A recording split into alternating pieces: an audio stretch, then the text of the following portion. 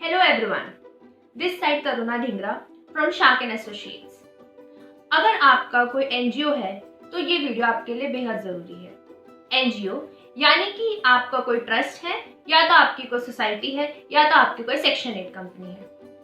तो जब भी कोई सोसाइटी, कोई ट्रस्ट या फिर कोई सेक्शन 8 कंपनी यानी कि कोई एनजीओ बनता है तो उसके पीछे का कोई ऑब्जेक्टिव तय किया जाता है।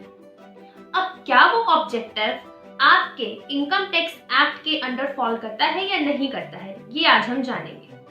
तो आज हम इनकम टैक्स एक्ट के सेक्शन 2 क्लॉज 15 जो कि डिफाइन करता है चैरिटेबल पर्पसेस को, वो हम जानेंगे। किसी भी एनजीओ के लिए चैरिटेबल एक्टिविटी बहुत सारी हो सकती है, जैसे कि किसी को गायों की रक्षा करना चैरिटेबल एक्टिविटी लगता है, तो किसी को एजुकेशन प्रोवाइड करना चैरिटेबल एक्टिविटी लगता है। क्या आपके ऑब्जेक्ट्स जो डिफाइन किए गए हैं, क्या वो चैरिटेबल पर्पस की डेफिनेशन में फॉल करते हैं या नहीं करते हैं, ये जानना बेहद जरूरी है। इनकम टैक्स एक्ट डिफाइन करता है 2 क्लॉज 15 के अंदर के चैरिटेबल पर्पसेस क्या है। नंबर 1, चैरिटेबल पर्पस में फर्स्ट पॉइंट आता है रिलीफ ऑफ द पुअर। अगर आप किसी भी गरीब की मदद करते हैं, कैसे मदद करते हैं? आप उसको फूड, क्लोथ, शेल्टर कुछ भी प्रोवाइड करते हैं जिससे कि उस गरीब का भला होता है, तो आपका एनजीओ के ऑब्जेक्ट जो है वो चैरिटेबल पर्पस की डेफिनेशन के अंदर फॉल करते हैं। अगला, अगर आप एजुकेशन प्रोवाइड कर रहे हैं, एजुकेशन, अब कौन सी एजुकेशन की बात हो रही है? यहाँ पे हम एजुकेशन की बात कर रहे हैं, मतलब सिस्टमैटिक स्कूलिंग। अगर आप सिस्टमैटिक स्कूलिंग प्रोवाइड कर रहे हैं, सो इन दैट केस आपके एनजीओ का ऑब्जेक्टिव चैरिटेबल पर्पस की डेफिनेशन में फॉल करता है। अगर से फॉर एग्जांपल आप जो है एक प्राइवेट कोचिंग सेंटर चला रहे हैं, तो क्या आप चैरिटेबल पर्पस की डेफिनेशन में फॉल करेंगे? तो आंसर है बिग नो, क्योंकि आप सिस्टमैटिक स्कूलिंग का पार्ट नहीं है। प्राइवेट कोचिंग देना is not fall under the category of charitable purposes. अगला आता है योगा। अगर आप योगा सिखा रहे हैं लोगों को, तो आपका एनजीओ उस समय पे भी चैरिटेबल पर्पसेस की एक्टिविटी, चैरिटेबल पर्पस की डेफिनेशन में फॉल करता है। अगला, मेडिकल रिलीफ। आप किसी भी तरीके की मेडिकल रिलीफ प्रोवाइड करा रहे हैं, then also you qualify the definition of charitable purposes. Next, preservation of environment including watersheds, forest and wild life.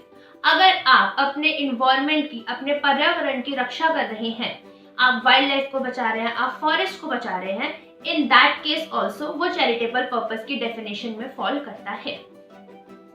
अगला, प्रिवेंशन ऑफ मॉन्यूमेंट्स और प्लेसेस और अदर आर्टिस्टिक और हिस्टोरिकल इंटरेस्ट।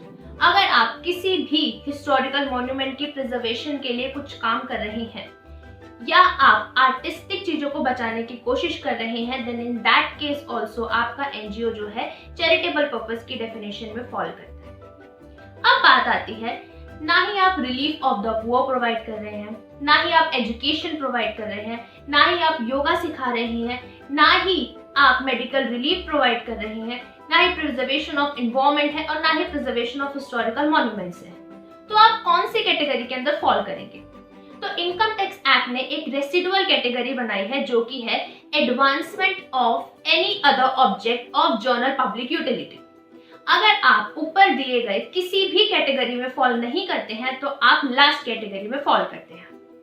बट ये जो last category है, ये कुछ हिंड्रेंसेस के साथ आती है। अगर आप इस कैटेगरी के अंदर फॉल कर रहे हैं, तो आपके लिए इसके अंदर दी गई कंडीशन को जानना बहुत ज्यादा जरूरी है।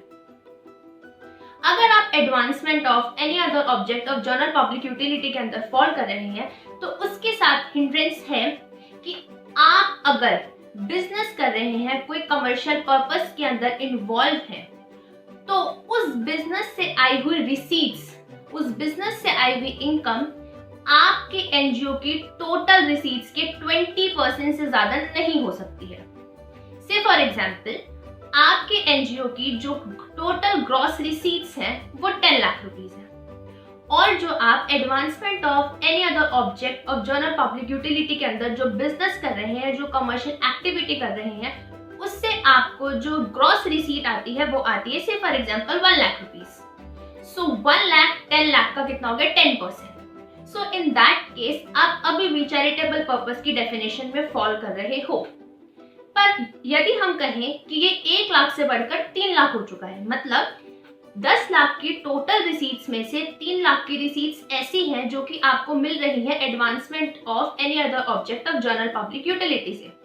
सो इन दैट केस आप चैरिटेबल पर्पस की डेफिनेशन से बाहर हो जाओगे उस पर्टिकुलर ईयर के लिए जिस पर्टिकुलर ईयर के अंदर आपने वो जो पर्टिकुलर लिमिट है उसको क्रॉस किया है।